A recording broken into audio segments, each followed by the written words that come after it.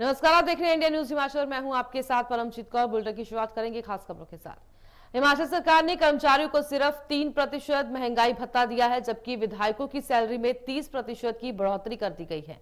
अब एक विधायक को 2,97,000 और मुख्यमंत्री को 3,40,000 मिलेंगे, जबकि पहले यह 2,10,000 और 2,55,000 था। ऐसे में जनता और कर्मचारी सवाल उठा रहे हैं कि क्या महंगाई सिर्फ जनता और कर्मचारियों के लिए ही है, नेताओं के लिए नहीं है।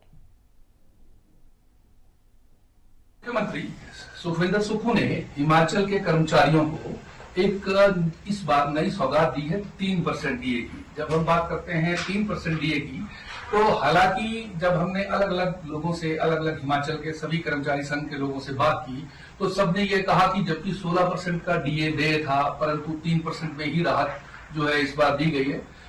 इसमें सबसे बड़ा जो मुद्दा है वो ये मुद्दा है कि सरकार जब एक तरफ ये कहती है कि हमारे पास धन नहीं है, हमारे पास किस्तें देने के लिए पैसे नहीं हैं, हमारे पास मेडिकल बिल देने के लिए पैसे नहीं हैं, हॉस्पिटल्स देने के लिए पैसे नहीं हैं, फिर अचानक अपने को ही मुख्यमंत्री सुखविंदर सुक्खू ने 1 लाख रुपए से अधिक का जो है वो एक गिफ्ट अपने लिए दिया है, जिसमें लगभग 1 लाख रुपए की राशि में बढ़ोतरी हमें देखने को मिली है। क्योंकि सभी 68 के 68 जितने भी विधायक हैं, सभी को वो एक जो उनकी जो वेतन राशि कहें या मानदेय कहें, उसमें माननीयों ने एक अचानक बढ़ोतरी कर ली है।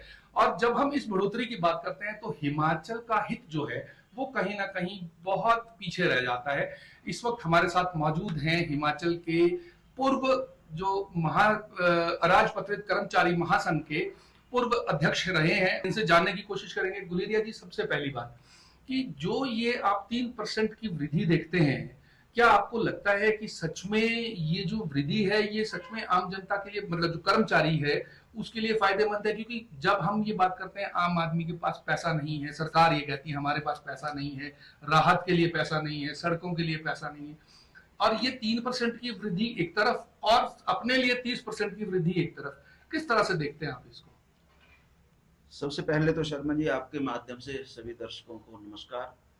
आपने जहाँ तक 3% डीए वृद्धि की बात की है, तो इस विषय के ऊपर मैं एक बात ये कहना चाहता हूँ कि 3% डीए किस पीरियड का, अब इन्होंने नोटिफिकेशन जो जारी की है कि 1/7/2023 से हम इसको दे रहे हैं। वास्तव में डीए 1/1/2023 से हम 42% ले रहे थे जी, कर्मचारी सारे जी, और 1/7/2023 से फिर 4% हमें डीए मिला है जी, और 4% के हिसाब से वो 46% जाता है। बिल्कुल। ये जो माननीय मुख्यमंत्री जी ने एक एक एक नया रिवाज जैसा पैदा कर दिया, तैयार कर दिया कि सेंटर ने जो डीए दिया है उसमें आप कट लगा के दे रहे हैं, जबकि राइट नहीं है। सरकार को राइट इसलिए नहीं है क्योंकि ये जो डीए निर्धारित होता है ये सरकार नहीं करती निर्धारित।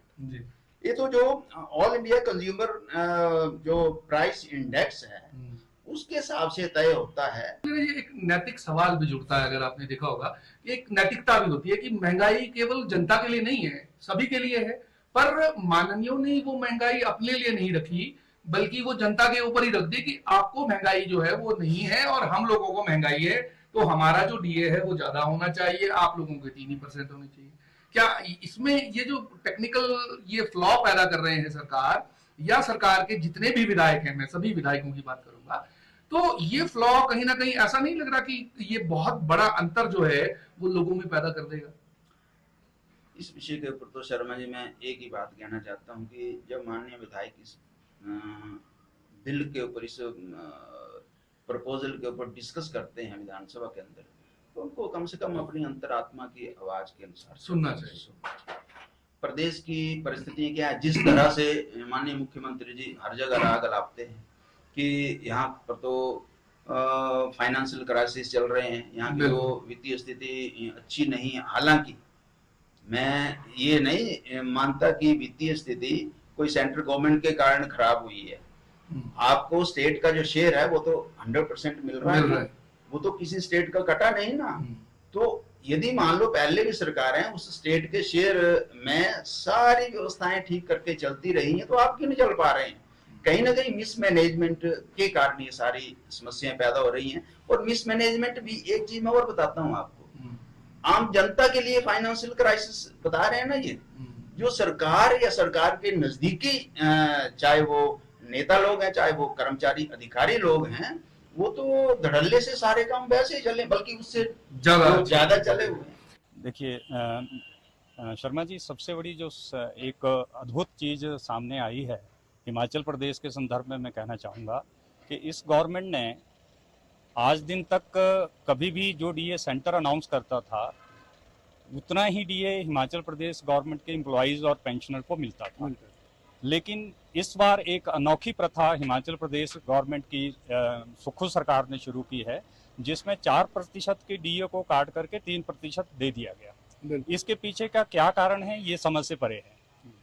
दूसरा, जो हिमाचल प्रदेश के अंदर आजकल की जो स्थिति बनी हुई है, जिसका रोना आए दिन हिमाचल प्रदेश की सरकार रोती रहती है, लेकिन अपने लिए इनके लिए कोई वित्तीय स्थिति या वित्तीय संकट खड़ा नहीं है। अपने आप इन्होंने, अभी आपने देखा होगा पिछले दिनों ही 30% अपने मानदेय और वेतन भत्तों में वृद्धि की है।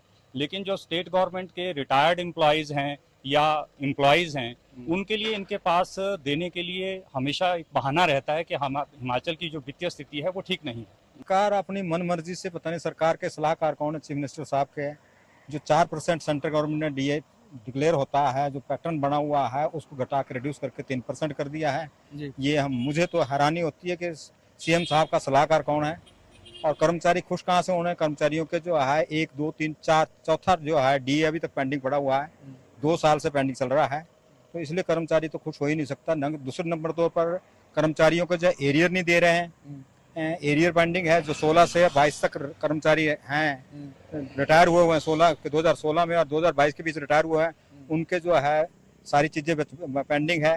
रिवाइज फिक्सेशन होनी है, उनका म्यूट का पैसा है, कम्यूट का होना पैसा वो है, तो सारी चीजें उनकी पेंडिंग पड़ी हुई है, उनको वो नहीं मिल रहा है। जो दूसरे कर्मचारी हैं उनको जो है एरियर उनका पेंडिंग है, 5-5, 6-6 लाख रुपए एवरेज पेंडिंग एरियर पड़ा हुआ है। इस सरकार का जो कर्मचारियों के प्रति बिल्कुल ही नकारात्मक रहा है। मैंने विभाग में लगभग 40 साल का सेवा की है मैंने। हमने ऐसी सरकार पहले कभी नहीं देखी। जो अभी कर्मचारियों को जो डीए के 3% जो किस्त जारी की है, जबकि वो 4% ड्यू था।